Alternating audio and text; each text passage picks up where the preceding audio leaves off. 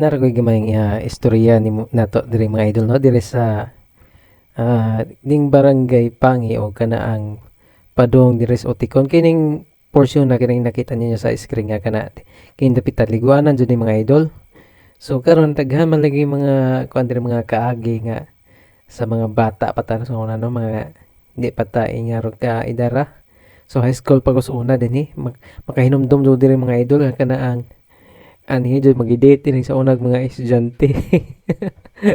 So ano po ko nagkauyab, first time ko nagkauyab mga idol no. Nga tulay, imbis tulay-tulay, mahoy-noy na uyab, ino nagtulay-tulay, agi pang uyaban, wa mauyab. Unsan ko ni. Ang ako pong nahinduman sa una mga idol, mura man tog taga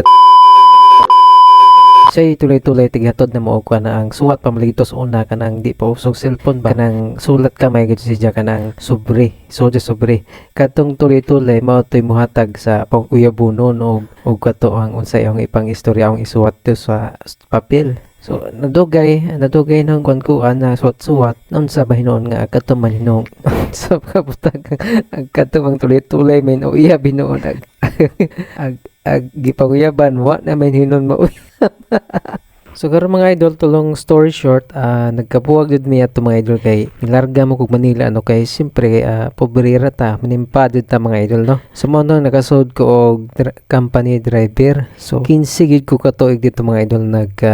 drive dugay. So ako wa na po ko kauyab dito sa Manila kadaghan daga dito sa Manila mga idol. Imposible jud po ko kay seryoso lagi po ko sa trabaho mga idol ba kay siyempre og trabaho ka kanang inig uli nimo kapoy na so wa na kay time no magkuan magchat-chat o unsay mga kuan diha. Wala na jud mga idol basta magtrabaho jud ko seryoso jud na dili mo po kumulaag lagi po mga idol kay nigikan og trabaho kana ang largo na jud ko tulog largo kay hindi ka ugma sayo pampud mo mata pati man ang sa Manila ka og ato sa Manila magtrabaho mo mata kag alas 3 sa kadlawon unya mosod kag alas 4 sa kadlawon kinahanglan tuwa na ka didto kay magsundo pa man ka sa mga estudyante unya imo pang sundoon imong bossing ihatod pas company unya mag-deliver pa pug ka so doble jud mga idol imong trabaho no so kay abot nimo sa inyong balay so kapoy na kaayo na jud kay time sa ana mga